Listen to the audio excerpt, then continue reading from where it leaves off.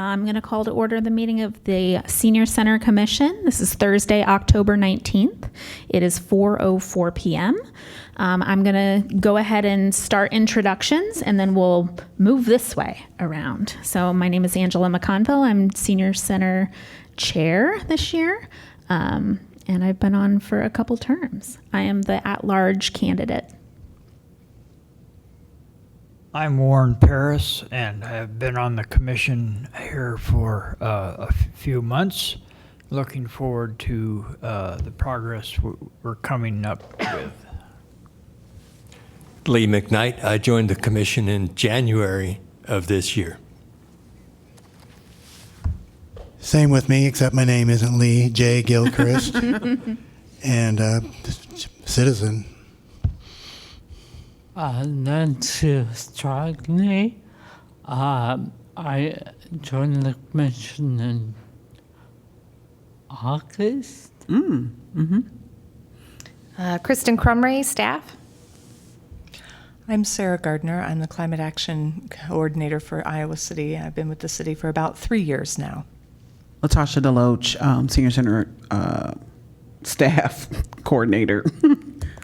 All right, we'll move on to agenda item number 2, the minutes of the September 21st, 2023 meeting. I hope everybody was able to review those. Those were in the packet. I'll take a motion to approve the minutes. So moved. Minor corrections. Oh, minor corrections. That's okay. My name is spelled C-R-E-S-T a couple of times, and it's C-H-R-I-S-T, Gilchrist. Anyway, that doesn't bother me too much, but thought I'd mention it. And then under the operational overview, LGBTQ, the L should be capitalized. Those are pretty minor, but, Important. I like your name spelled correctly in No, our that's official important. documents, so that's good. I will take a motion to approve the minutes with the suggested changes that Jay just recommended. So moved. All right, moved by Lee McKnight. Second by Can Jay. I second? Yeah. Everybody who approves, say aye. Aye. Anybody not approve the minutes, say nay. All right, they pass unanimously.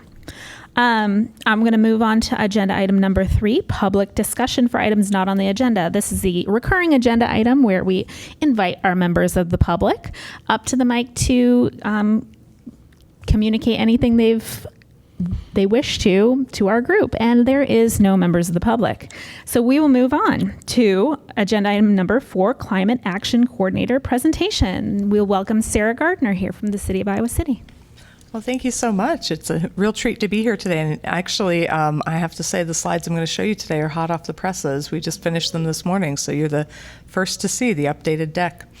I'm just going to run through a few notes on the programs that we have a touch point on in our office, and then I left time at the end for questions because I find what you all have to ask is always more interesting than anything I have to say. But I'll say, to start off, as you know, I'm Sarah Gardner. I mentioned I've been with the city for about 3 years. That is roughly how long the Climate Action Division has existed. And we do a number of things in our office. The first one is that we keep track of the greenhouse gas inventory for the city. This is something we do on an annual basis.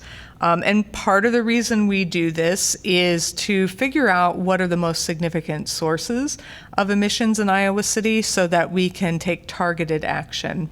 One of the things I often tell people when looking at the graph you see here is that our greenhouse gas emissions inventory makes a better compass than speedometer, which is to say it helps us figure out what actions we need to take. Those actions, last year we put insulation in many dozens of homes in Iowa City. We won't actually see the cumulative effect of that in our greenhouse gas inventory for many years.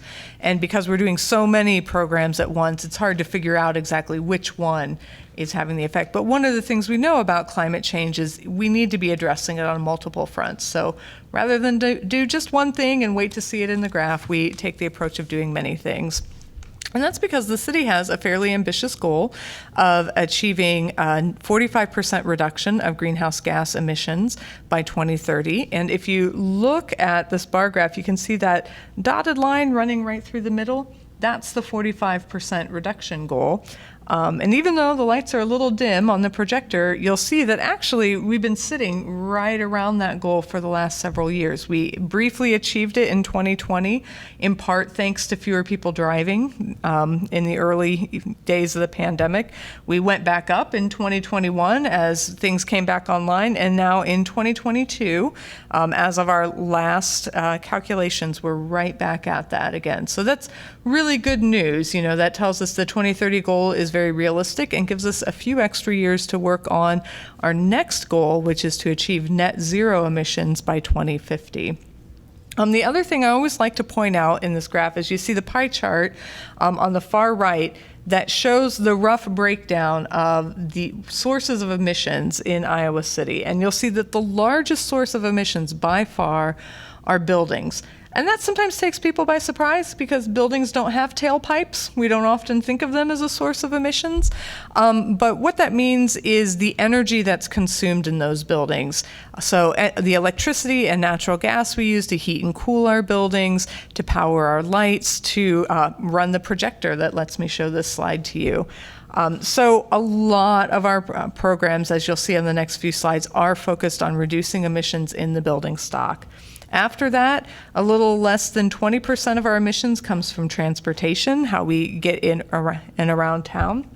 And then only about 3% of our total emissions comes from waste. And I always like to point that one out as well, in part because before coming to Iowa City, I worked as a recycling coordinator. And so I have a big heart for recycling.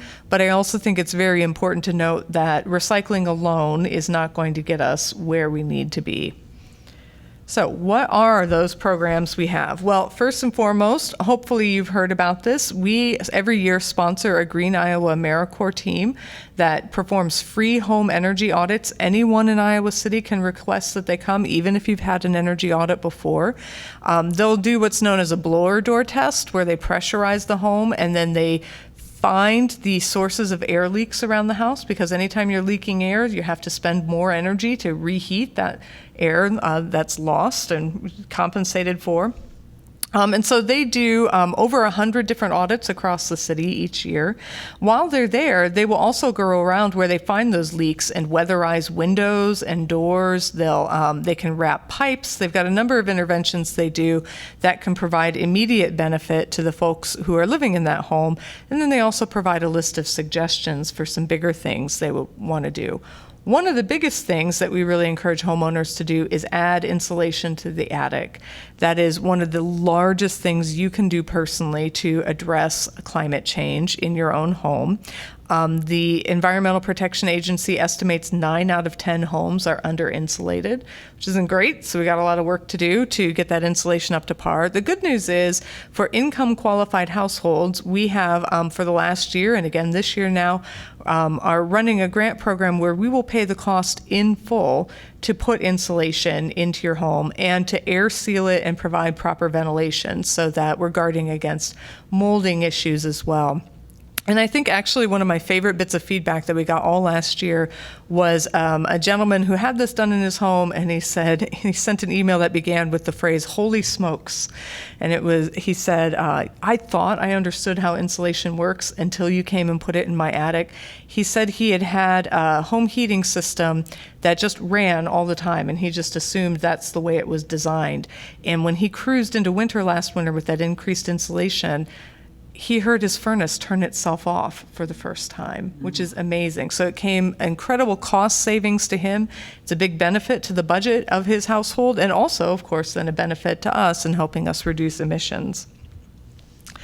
Other things we do include promoting ways that folks can take advantage of the rebates and incentives available under the Inflation Reduction Act to do things that aren't just increase insulation in your home, but also there are incentives available through the federal government right now to upgrade your home heating system, to upgrade your water heater, to increase the capacity of your electrical panel, to support electric vehicle purchases, and even to change out things like drafty windows and exterior doors.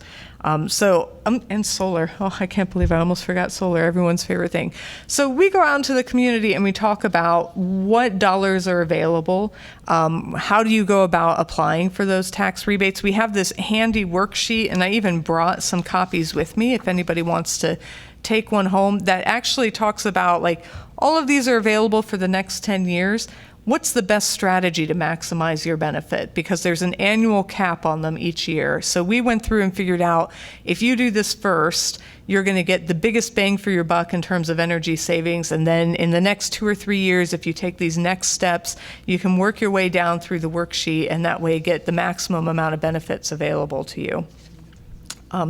And we also organize volunteer events. So on the left-hand side of this slide, you see groups of volunteers who participated last year in our neighborhood energy blitzes. We do these each year around Earth Day. And what we do is organize morning and afternoon volunteer shifts to go into a targeted neighborhood and go door to door, dropping off kits that contain energy-saving devices and information like the worksheet that I just handed around.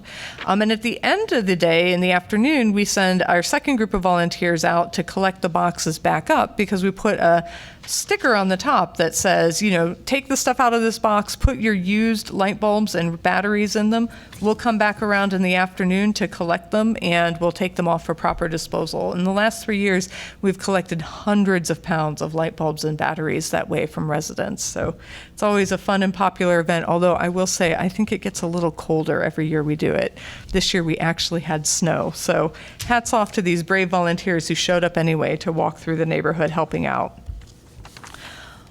On the other end of the spectrum, the other volunteer event you may have heard about we ran this summer was our Spot the Hot campaign.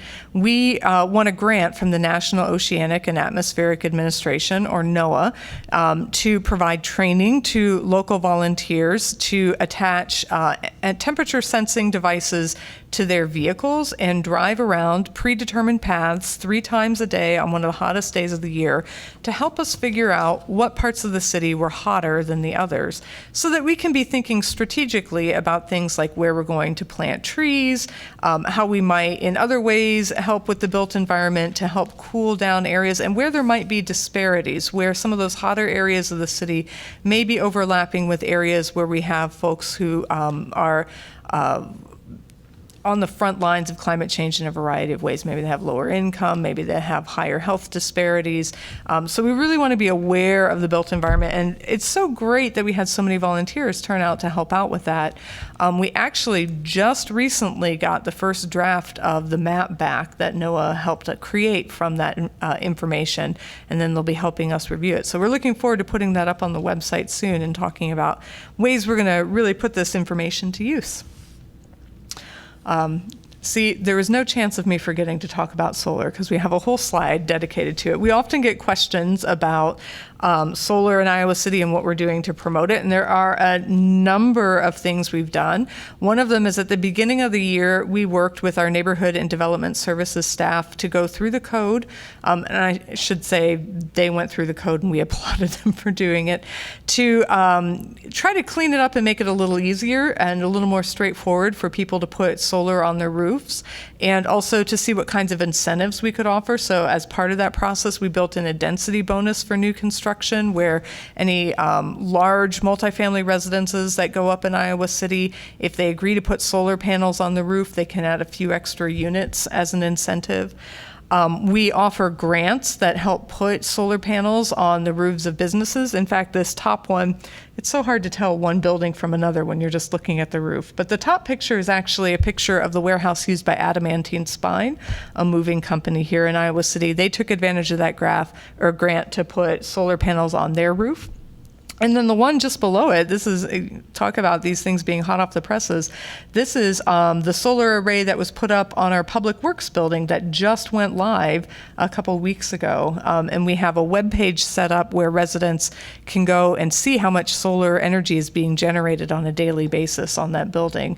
Those panels don't look like much compared to the size of the roof of that building, but they're actually a large enough array to provide 100% of the needs in normal operating circumstances for the public works building. So we're working on putting solar on public buildings, we're working on putting solar on private buildings, and we're working on making it easier for residents to put it on their own homes. What are you going to do with all that good, clean energy? Well, we hope one of the things you're going to do is consider buying an electric vehicle. We've done a lot of work in our office to help promote electric vehicles and to answer questions. Folks have a lot of questions about these vehicles when they're trying to decide whether or not it makes sense for them. So we talk about the incentives that can help you buy it. We talk about the benefits, including that it costs about a third as much to power an electric vehicle as it does a conventional gas-powered vehicle. And one of the things that I'm especially proud of is we offer incentives to help apartment buildings and condos put in electric vehicle charging stations. And the reason we do that is because 80% of charging happens at home. So we talk and think a lot about public vehicle charging stations, and we certainly get questions about them. Before we started offering this rebate, one of the things we did was work on a plan that just took a high-level look at how many electric vehicle charging stations existed in the area and how many we realistically needed. This is going to get a little nerdy, but one of the things we knew from that report is that on average, cities should aim to have about 450 charge points per 1 million people living in the city.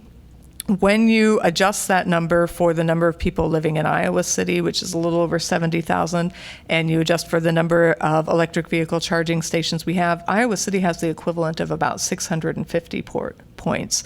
So we're doing really good on our public charging, and that means we can concentrate on making sure renters have the opportunity to charge vehicles at their home the same way that homeowners do. I say I'm proud of this. I'm proud of it for a number of reasons. One, it's something that not a lot of cities are doing yet. We're actually leading the way and having a program like this. And two, as some of you may be aware, the state of Iowa recently implemented a law where we have to charge a tax on electric vehicle charging at public stations. And we want to make sure that that's a tax that renters aren't being asked to pay and homeowners aren't, by virtue of owning a garage where they can charge at home. So we not only under this program help defray the cost of putting in the electric vehicle charging station itself, but we also pay for half of the installation costs, in part because one of the other things we found as we were doing our report is that installation actually often costs more than the charging unit itself. And so that's the thing that actually holds back more charging stations being put in. We're hoping to address that. Of course, electric vehicles are one solution among many, and one of the things we often talk about our programs is we're trying an all of the above, right? An electric vehicle may not make sense for you or your home this year or next year. We hope it will at some point in the future. But we also want to be encouraging Iowa City as a place that is very walkable and bikeable and has good transit options. And so many of you are probably familiar with some of the programs that we've been working hand in hand with our transit department on this year, including the Fare Free pilot, where now all the buses in Iowa City are free. And as you can see from the little chart on here, that's resulted in a pretty dramatic increase in the number of people riding the buses. That's great news for us. One of the things in Iowa City's climate action plan is a call to increase transit ridership by about 50%. When the pandemic hit, as you can imagine, not many people were all that excited to ride the bus. We actually saw a pretty deep dive in ridership that did not come back, even as we entered year 2 and year 3. And so by rolling out the Fare Free pilot, we hope to increase ridership somewhere between 20 and 60%, and we've actually been pretty consistently seeing 53% increase in ridership across the board, which is higher really even than we dared hope. So that's super exciting. We also do a number of things to help just promote transit overall, because it's one thing to be free, right? Like, you don't have to really sell people on the idea of free, but sometimes you do have to sell folks on the idea that transit is safe and enjoyable to ride as much as driving a car. So you might have seen during Climate Fest, we had bus stations, or bus stops, I should say, around the city decorated. We contracted with local artists to do that. We had a celebration with live music down at the Transit Hub to just thank riders for doing their part in contributing to our climate action goals. And we promote other forms of transportation as well, including, you can sort of see at the very bottom here, we recently partnered with the library to purchase a book bike, which is an electric assist cargo bike that they can ride around to events carrying books. It's sort of like a mini bookmobile, and it's even equipped to let them sign folks up for library cards. There's a little stand where they can put a laptop, and there's when you open the lid, there's a place where they can keep stickers. So we gave them some climate action stickers to take along with them for that. As I said, I just wanted to touch briefly on some of the things we do. We do have so many projects going all the time. It's really amazing, and really a credit to the wonderful staff that I work with in my office and as the city as a whole. I often point out the electric buses we have are great. We love promoting them. That really is to the credit of Darian Nagel-Gam, the director of our transit hub, because she, like all city employees, know it's the responsibility of every city department to be contributing to our climate action goals. And if you name a department, I can tell you exactly what they're doing and how we're helping to assist with it. But more fun than that, I think, is to sign up for a newsletter that we send out once a month, and it talks about all the great things that are going on in the city and opportunities to be involved. And it has our cute climate action mascot here, Goldie the Goldfinch, that helps us get the word out. So, that being said, I'm so interested to hear your questions. Is there anything I can answer? Jay, I saw you taking lots of notes. I'm wondering about this building and what's the climate impact. Has there been a measurement of heat loss, cooling loss, whatever? And certainly, hopefully that will be addressed in the renovation plans, but I just wondered if you could say anything about this particular, and other public buildings. Yeah, absolutely. So one of the things our office does is keep track of all the energy usage for all of our public buildings. And Daniel Bissell, our analyst, provides one-sheet reports that shows the energy usage on average over the last 5 years. It shows how it fluctuates from season to season. As you can imagine, with an older building like this, it is one of our less efficient buildings in the city fleet. But with the upcoming renovation, I know there are many plans to do things to help increase the energy efficiency of that program. And of course, we're happy to contribute to those conversations as well. I think actually we may even have some money earmarked from the Climate Action Emergency Levy, which unfortunately is going away in the coming year as a result of some other changes at the state level. But we still have some funds left over. Some of them are earmarked to help with the renovation of this building. So can we still grab some of that money before it goes away? I've got some set aside for you. Well, I mean, for us. There's been a few people here and who have done workshops and things that have been climate ambassadors. Yes. And is that an ongoing program? And how do we publicize that? When does it begin? And how long of a process is it? That sort of thing. Oh, I'm so glad you asked. Yes, so we have a climate ambassador program. I think to date we've trained over 70 climate ambassadors in the community. It's a program that takes a deep dive into the climate action plan, looking at what are the specific actions called for in each of the sections. We have I can't call her new anymore. She's been with us for a year. Megan Hill, our climate action engagement specialist, who's in charge of running that program now. And she actually is in the process of giving it a little update. We've been running it for about 3 years. That's enough time to sort of figure out, what's working and what's not. And in particular, we wanted to be a little thoughtful about how we transition it from being based entirely on Zoom, since it was a program that started during the pandemic, to something that can incorporate some field trips and some in-person meetings. And so we are anticipating offering another round of that probably early next year. A great way to find out when it's happening is to keep an eye on our website. You can either go to the webpage icgov.org/climate-ambassador, or you can sign up for the newsletter because we advertise it there. And I actually think we send out a press release too. So when the time comes, you will know for sure. And where do you find the newsletter? Can you go over that again? Yeah. You can sign up for the newsletter on the city's website, where you can sign up for other newsletters. I will say I find that portal a little confusing, in all honesty. So if you're interested in signing up, just see me afterward. I'll get your name. We can make sure you get signed up. Lee. I ride the bus a couple days a week. When will the entire fleet become electric? That is another thing we're working on.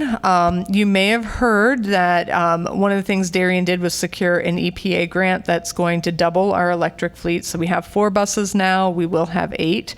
The grant also pays for a conversion or the construction of a zero carbon transit facility, which is really great news. And it'll be an exciting building, but also it's something that has to happen before we can expand the electric bus fleet any further.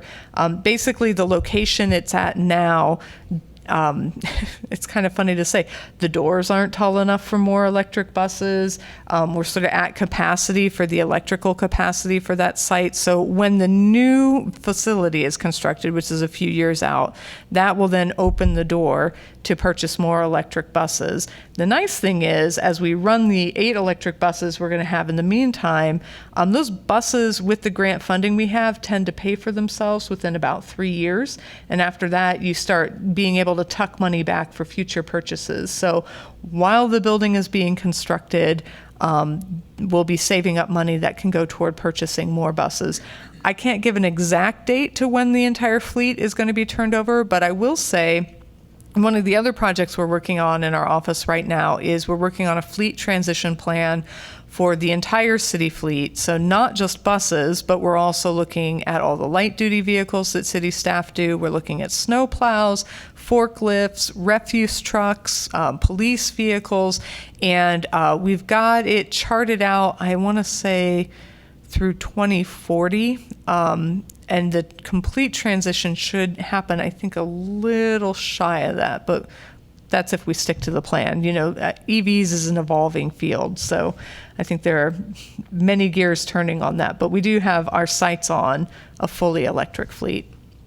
Where's that new location? It's going to be down by the Public Works building, and then it'll have solar panels too. What suggestions do you have for us strengthening our partnership with you all? Oh, well, I will say I love being invited over to attend your commission meeting. This is wonderful. I want to extend the invitation for you to attend our commission meetings anytime you'd like. The Climate Action Commission meets the first Monday of every month from 3:30 to 5 in City Council chambers. You can find that schedule on our webpage as well. And I would just say reach out anytime you have questions. We love coming over. We love bringing, if you see new programs that we're rolling out and you have questions about them, I'm always happy to come talk about it. And you don't have to wait for meetings. You can always call us up in our office or check out our website. We've got many pages of resources available there. And that's icgov.org/climate-action. And if you go to the ICGov webpage and hover over government and then find climate action and outreach, that will take you to the page as well. And right on the left-hand side is Climate Action e-newsletter in a big giant green box. So if you click on that, you can go ahead and sign up for that newsletter. I will say, just as one other note, hopefully you all got one of these in your mailbox last month. It was a mailer we sent out talking about climate action events that were happening as part of Climate Fest. But it also has information and web addresses for a number of other programs we have, and a copy of the worksheet that I passed around about making the most of those federal incentives. So if anybody didn't get one, I brought some extras and I'm happy to hand them out before I go. Or you can take them with you to somebody who doesn't live in Iowa City and brag about it and say, look how awesome our city is and all these different things we're doing. Iowa City is very lucky to have a team working on this.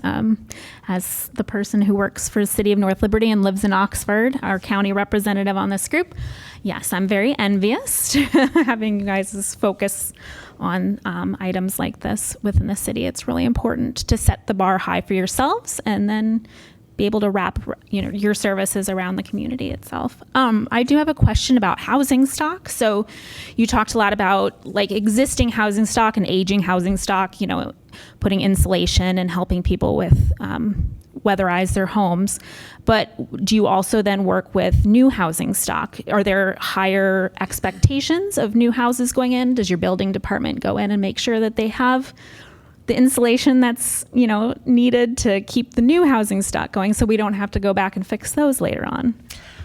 We do, yes. Our building inspectors do go and make sure that the insulation that's required to be there is there.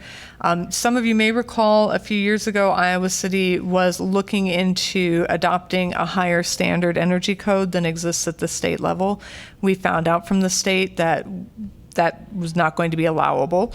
And so one of the things we have been doing a lot of work on is looking at incentives to help incentivize building to a higher standard for builders.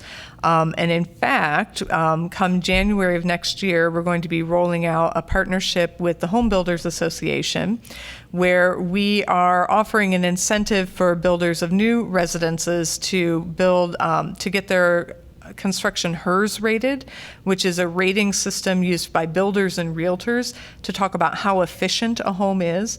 And we're offering a financial incentive to any builder that scores a 52 or better, which means that those homes will be about 50% more efficient than a typical new home would be, which is really exciting. And the part I'm super excited about the most is part of the partnership with the Home Builders Association is we're also going to sponsor all of the Iowa City entries in the Parade of Homes, getting a HERS rating, and we're going to give a special prize to the builder who has the best score overall. So we're interested to see just how good new construction can be here in the city. I love me some healthy competition. I just did want to mention that I appreciate like the equity part of making sure that apartment dwellers and renters have access to EV charging stations. That's really, really cool of you to do. And I just did want to mention that, having and putting those into apartment complexes is an economic development tool here. So, it's growing our workforce so that no job goes unfilled. It's, making it more appealing for employers to settle here if this young new workforce who appreciates new technologies and is really has their ear to the ground with climate change, having them move here makes it more appealing. So that's really cool.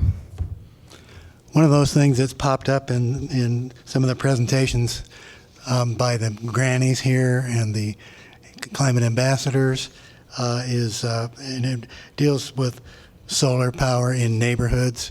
And I don't know if this has ever been considered, but around the world there are certain places where they're having like neighborhood cooperative solar grids where you can buy you can buy a share or whatever, or the neighborhood can allot shares with people to have a solar bank in the community. And I don't know if that's something that could work here, but it really sounds exciting to me in terms of localizing the economy, localizing the power grid. Mm-hmm. Yeah. So what you're talking about is community solar. That is something that's of real interest to us. It's called for in the Climate Action Plan. I sort of feel like this is something I've said a number of times. Unfortunately, it is not currently allowable under state law. Well, more specifically under the tariff that the utility has, Mid-American Energy.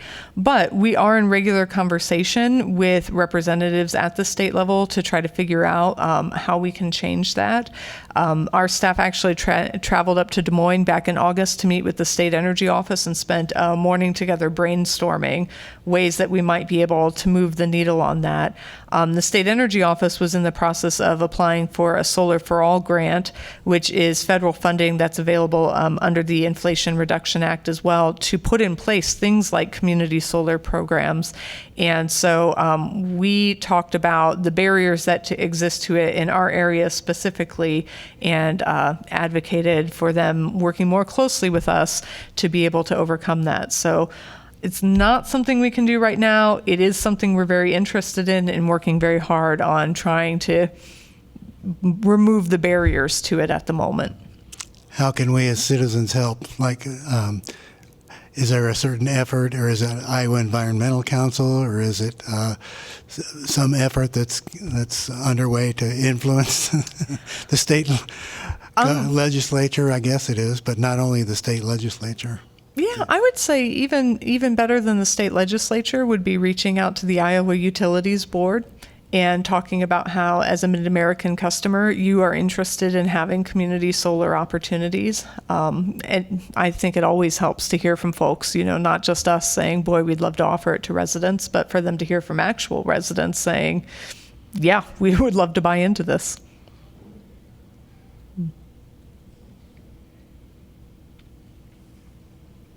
Anybody else have questions? All right. Well, thank you, Sarah, so much for coming and talking to us. Thank you. Appreciate it. Thanks, Sarah. You are welcome back anytime. Thank you very much. Thank you. Thank you. All right. Let's go ahead and move on to agenda item number 5, operational overview. This is Latasha. Good afternoon. Make sure I'm speaking to the mic. I just wanted to give you all a couple of updates on a couple of things that are happening in the building. A lot of them are specifically program related, but from a building standpoint, we have started the process to start getting people informed about future bidding opportunities for the exterior part of the building. Just a reminder that the exterior part of the building is split into 2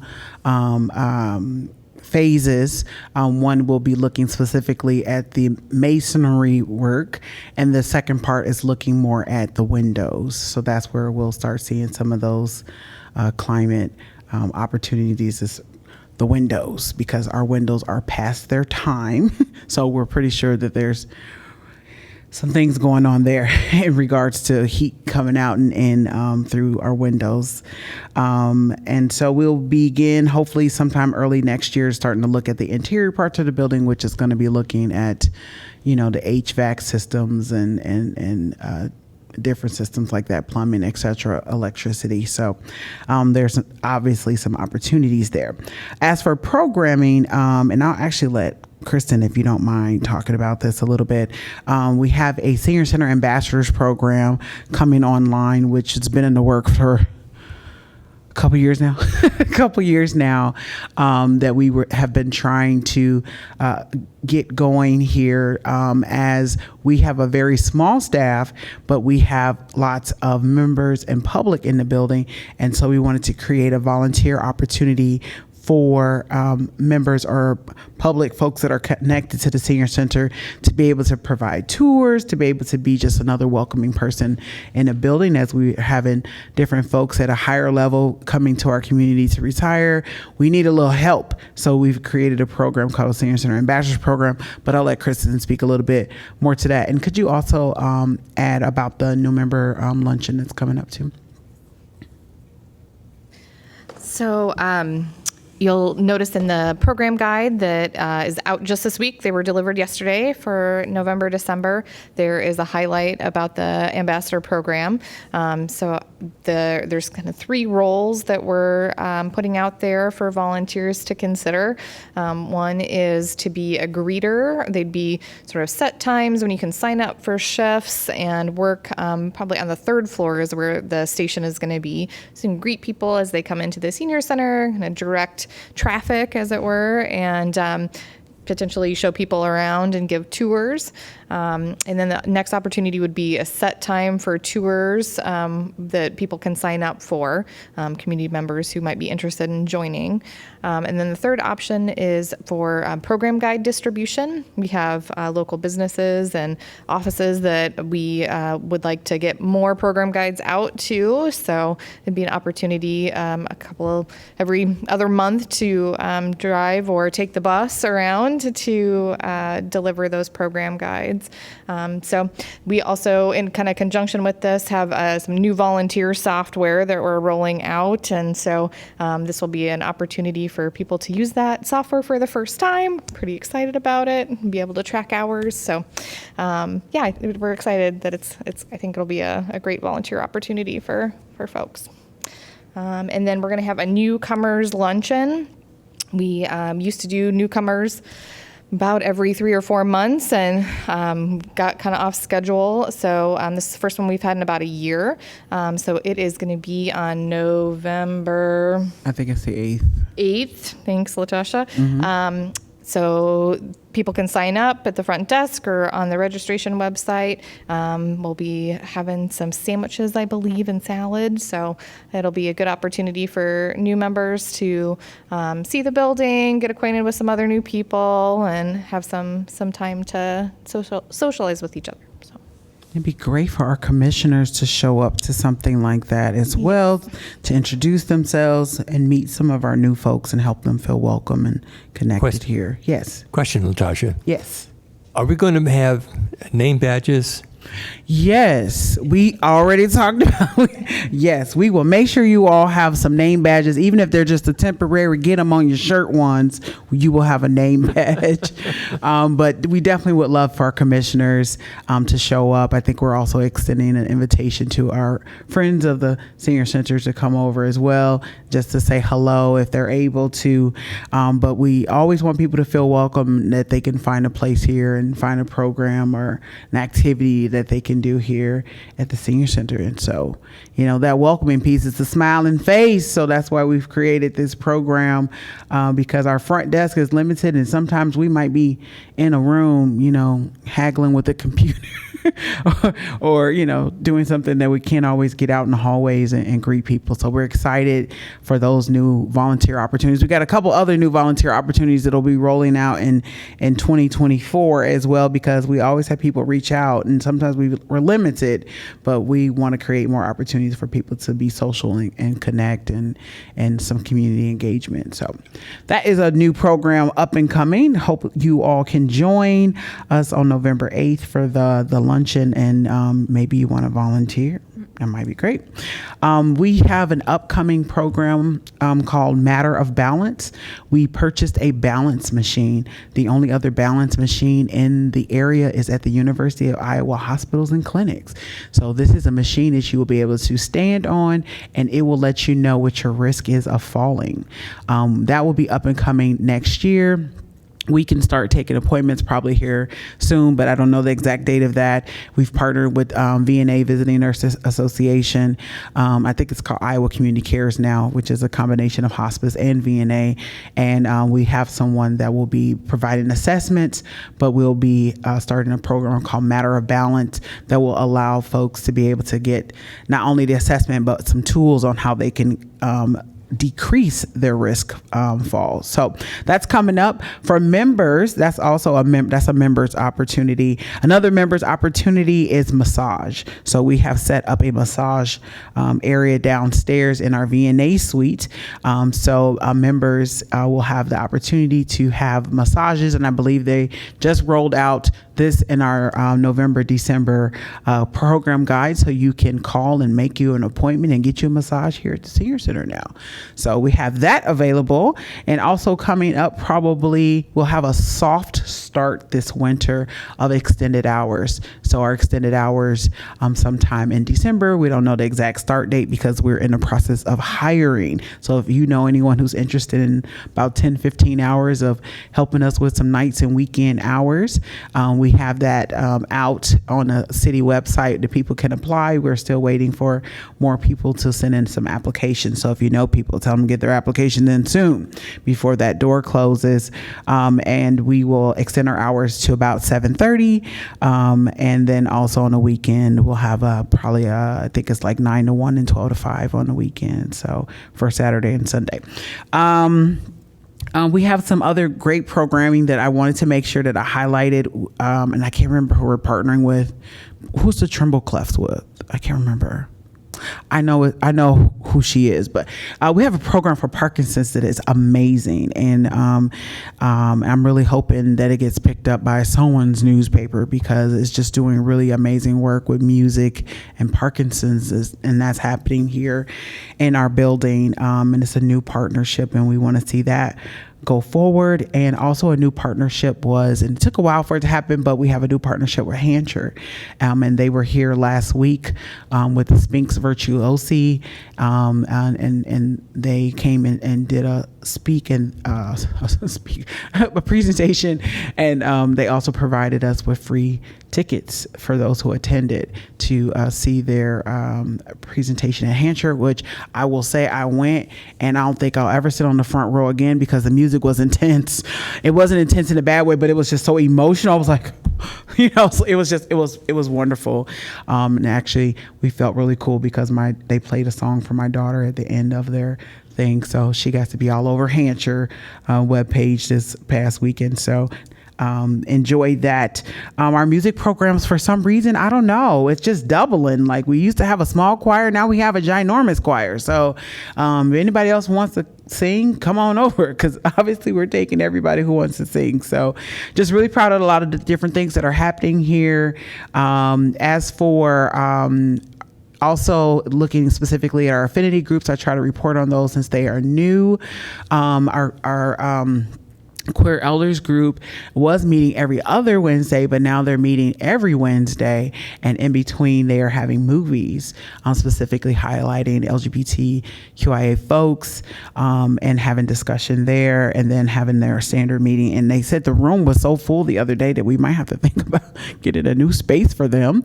As for our OMGers, or the original mature groovers, they are still meeting, have the big event in partnership with UI Stanley Museum to be able to have the art being curated to have a art display from Africa to Black Iowans here for the month of February, as well as having the gala, which is February 3rd from 7 to 10 here in this building. So dress up, be cute. There'll be prices for the tickets, but it's going to be a good time and some good music and some good food. So that's happening, and definitely open to other affinity groups that want to grow here and how we can support them, and feeling included here in our space. We will make space for people as much as we possibly can. So yes, that is my report. Thank you. You have so many new musicians. Yes. When is it time to do a full-scale musical? At the SSRO, it is currently practicing, and they will have a show, I believe, in December. Oh my gosh. And so you have to come and check it out. It is our 1940s radio show, but you could be here in person. And we've had that for many, many, many, many, many years. Last year they did, it was this summer they did The Wizard of Oz, which was hilarious and amazing.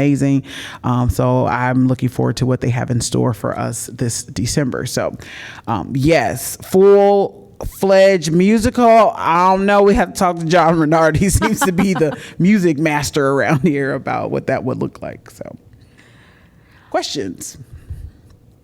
Comments? Who is coordinating the fundraising for the senior center right now? Oh, we have a new development specialist. Heather Shane started with us, gosh, a month ago.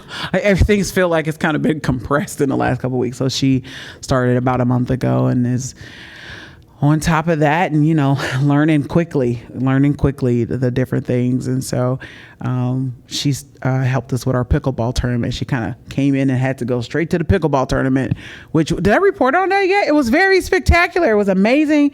Tons of people showed up. The news showed up. The mayor came to play pickleball. I mean, it was pretty impressive. I will say I was a little terrified because now this is a little stereotypical, but I saw a much older guy. I think he had to take a dive, and I was like, oh my goodness. And he just hopped back up I was like, yes. yes, yes, because he was serious about his game and wanting to win. And I was like, okay. I think even if my kid would have failed, I would have been like, you all right? You good? You need a Band-Aid? But he just kept on moving. And so it was a good time, and it was a great partnership with the University of Iowa, some of their classes and getting that going. So I think we end up raising about $6,000 for our first pickleball tournament. So that's not bad at all. Awesome. Anybody else have any questions for Latasha before we move on? Thank you so much for that. Sure. All right, we're going to move on to agenda item number 6, commission discussion. We've already talked a little bit with Latasha about the master plan, but we can talk amongst ourselves if you have anything else you'd like to comment on. I know it feels like it's slow going, but bidding processes and with the city government and planning ahead and engineering estimates and all that stuff, it takes a long time to get things done. So I appreciate Latasha pushing forward and making sure that we're prioritized here. What's the mix of public dollars and fundraising dollars that we need to achieve to go For this phase, there are these are all public dollars that have been secured either through a bond, or these are dollars that the city has set aside for our larger construction projects. So we do not need to do any fundraising for this first phase. Now, when we get into the interior and we want to get some nice furniture and all that, there may be some opportunities to raise some funds. But right now, I'm feeling really confident. We were given an amount, and my staff will tell you, I kind of kept going, well, how about this amount and this? And so far, we're sitting really good. So I don't really feel pressured to do a lot of fundraising. I think that might be something we look at next fall. Yeah, this first project's not very fun to fundraise for. Nobody wants to fundraise for masonry. Buy a stuff. brick or something. That doesn't. Like my. Yeah, brick but is that- furniture my brick and is the 100th kitchens over and all that, 30th people down. Yeah, that's not like those. What we call in that world, they call those the sexy projects that people want to put their name on. So when that comes down to it, that'll probably be a fall project, and we're probably looking at a goal of about $500,000. We should have. Well, once she's got her, claws into her job, the new person come talk to us about things that we can help with the fundraising and things she's doing that we can push to the community too. And we haven't got that far. And that also would be something that we're going to specifically have a consulting firm come in and do that, because our development specialist is only half-time. She's only 20 hours a week. So that would be a lot to put on one person that's only 20 hours a week. So she'll be assisting an actual consulting firm in helping us do fundraising. So, but we haven't hired anyone yet. We haven't done any contracting for that, because we're trying to get the exterior part going before we start trying to work on other bidding processes for the inside, because it's only taken us 4 years just to get to the info session of last week. So I'm going easy here. I don't want to press my luck. Any more questions? All right. The next item on the agenda is the city-owned lot on Lynn Street. And I believe someone else had brought this up as an agenda item. If you would like to comment.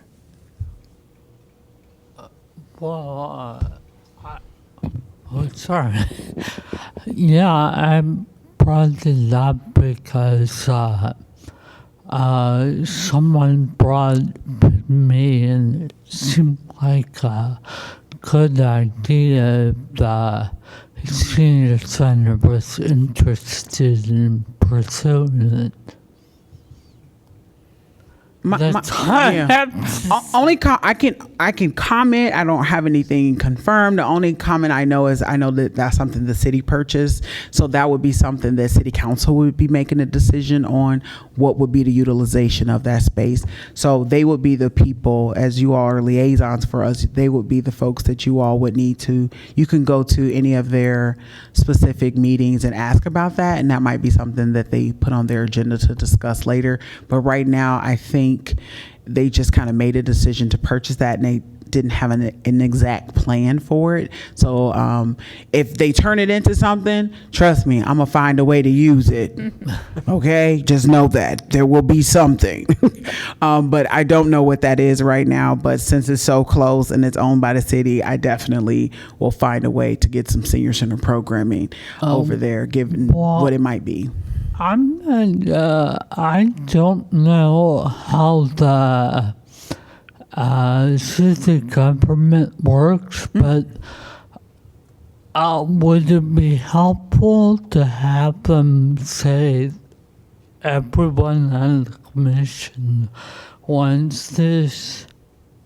Oh, to take a vote or have more discussion Yeah. about it being something. I It would- could be possible, but I guess it would be, what is it that you're asking the commission to take action on? Is it to take action on that the space that they create over there can also be utilized by the senior center? Well, then that's going to be that's going to be open because we don't know what is being developed into.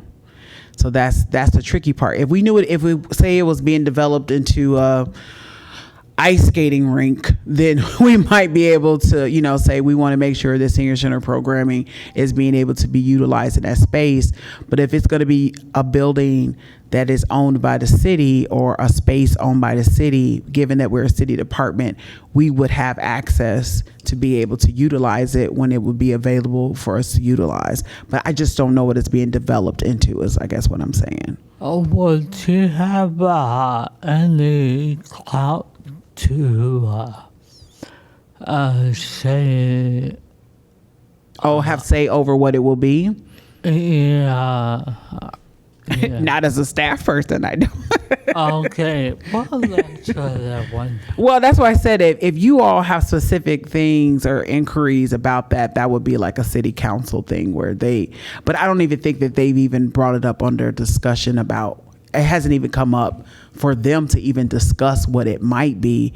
And I'm pretty sure if they're going to develop it, it'll have to have public input.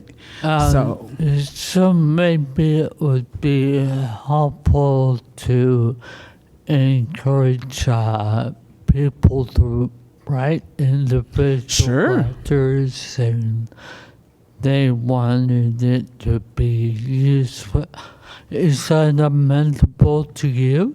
Yeah, as public citizens, you can tell them, you can write as many letters as you want and tell them what you can send suggestions, you can send emails.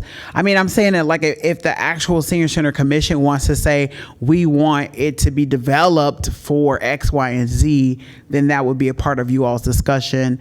That would have to be something you all vote on, and then we would send it over there as a memo, and then when it came around to it getting on their agenda, they could discuss it.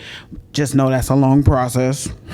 And two, that not to deter you, but I'm just saying it won't be like tomorrow kind of a reaction. And that if that's something you all want to do, then as staff, my job is to support what you all are saying. So I don't really have an opinion per se, because I'm just a staff person in that situation, because I don't deal with that part of acquisition of land and all of that. Well, as I said, I think it's closeness to here. Oh yes, of course. The idea of green space is very appealing. So I would ask that the commission,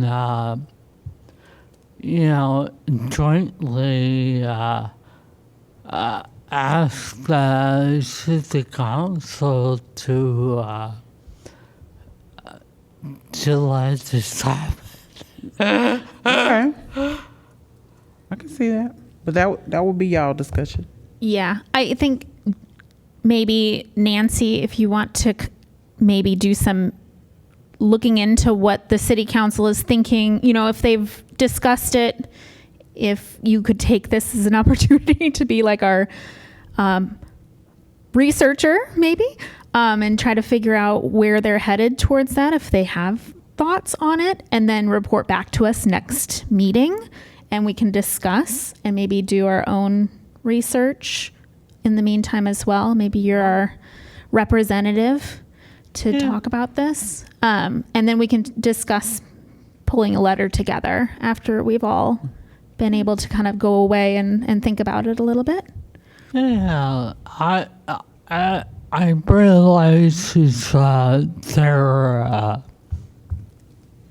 their choice is what to do, but it seems like they ought to take into account what we think. Agreed. Awesome. Isn't there a fellow that has a campaign going to turn it into a park that's, I have heard, made a presentation here or posted things here? I do not. Does anybody? I haven't seen personal knowledge. There is a person that had wrote kind of a letter recommending that be a green space, and I talked to him and I told him, sure, you can talk to other people about it. I mean, it's a public building, so if someone wants to say that they want that, then I think that'd be great. And what I explained is, since I'm a staff person here, I don't have a public statement about how city council uses that space. I don't have I'm trying not to get myself in, y'all trying to get me in a situation. I don't have the ability to specifically tell city council what they can and cannot do with that space. As respectfully as I can say that, I will, if you all want to make a suggestion to city council, I'm willing to help support that with a memo to them. But I personally, as a staff person that works under my boss, I can't say, yes, go over and make that a space for the senior center, if that makes sense. Like, if people want to talk about that, if people want to send a letter, if the commission wants to send a letter, I will support that. But I specifically, that's not something I can specifically yay or nay in that way in regards to our department, because we are a department of the city. And that means we're under city council. So what they decide that they're going to do, we can highly recommend that you all go to public input sessions, that our folks go to public input sessions. But, you know, I work here. So. And a lot of the times, development, what drives their decision making on what's going to go there is their strategic plan. So if we haven't inserted, the senior center needs more space on their strategic plan, it's not going to be something that they're going to go and put their claws in first. So that usually informs them a lot of the times about what their priorities are, because it kind of lists them out. So maybe looking at that would be helpful. I would second your motion or your emotion, Nancy, for us to look into the thing. And, not only, it's not senior center use per se, but I'm thinking that if there's a citizen effort going to make it into a public space where that can enhance the culture and the relationships within the community, we might want to take a stand to say, yeah, that would be our preference, as opposed to another big apartment building, or it'd be, some of the criticism I've heard about this is that, well, we already have enough green spaces. Well, what if we have enough green spaces? I don't know. Anyway, do we need more drinking spaces? Do we need more coffee spaces? What kind of spaces do we need? Anyhow, I think it'd be good, since we're right across the street, and since we have a group of people here that want to be engaged in the public sphere, that we should be a conversation partner in the whole thing. I will say it's already been reported that the city is going to use it as a staging site for construction supplies as they do some downtown development. And that's the initial use. So it has been under consideration. All right, so we'll go ahead and push this to the next month as well. We'll have a discussion further now that we have more information about this. Okay, So I'm going to move on to the Johnson County Board of Supervisors presentation. So this is related to our block grant that we get from them from social services. We need to go and approach them with a short little presentation, answer questions, talk about the good work we're doing here. I have volunteered as chair to head this, and Latasha and I were talking a little bit about dates, and we're thinking towards the end of December. So we'll reach out to you when we hear from the Board of Supervisors as to a good meeting date and time for that. So just watch your emails. The next one is Commissioner's Report of Community Correspondence. So this is opportunities for us as individuals to bring things up to the group and realize we cannot have an actual conversation about the things we bring up, but it's our opportunity to mention things to the group that maybe we can discuss on the next agenda. And I had brought and put in front of you the Senior Center Commission bylaws, if you'll notice. So heading into the winter, I always think about chair and vice chair and secretary elections. And so we have to start thinking about that now. Since it's October, we're getting there. So if you'll notice on page 2, it says under officers, the commission shall be governed by 3, chairperson, vice chairperson, secretary. This group shall constitute the executive committee. So we have those in place. We have to have those in place in January every year. So the process is for the people whose terms are expiring in December, and that would be Nancy and Susan. So Nancy, you recall you had filled like a vacant term. So it's a partial term that you had filled this year. So you'll want to, if you want to keep going on the commission, you're going to need to reapply to City Council to be reinstated as a commissioner because your term ends at the end of the year. So you and Susan, if you'll notice then on page 3, there's a box at the top. It says election. So officers are elected annually at the December meeting. Members whose terms are expiring at the end of the year shall compose a nominations committee. So you and Susan get together and you will be nominating the people who will fill those positions of chair, vice chair, and secretary. So just know that you two have to kind of collaborate outside of this group and then propose your suggestions for, yes, chair, vice chair. But just you guys go ahead and read over this. We can't talk about it now, but I'm just warning you that's coming up because every year we scramble at the end to try to figure it out. It would be nice if these terms were 2 years. So maybe that's something we can change in the bylaws at some point, but just throwing that out there. We can't have conversation about that, but if anybody else has anything else they would like to bring up during this time. I know that Yes, I do. We wanted the VNA to come talk. I just don't want to forget that. Okay. I plan to write a letter to the Iowa Utilities Board about residential solar grids, and I will be doing that as a private citizen. Okay. Yes, unless this group wanted to band together, but I don't know if that's within our purview. So, but yeah, go ahead and you can do anything you want as a private citizen. Okay. Thank you. I appreciate that. I don't live in Iowa City, so maybe my voice doesn't matter with those things here. Anything else you guys want to bring up? Okay, any future agenda items? Not anything at the moment? Okay. So I'm going to go ahead and adjourn the meeting at 5:11 p.m. Thank you so much for being here. Thank you, Sarah. Nice to see you. Thank you, Angela. Thanks, Yeah. Sarah. Thank you. And Thank you, Angela. guys.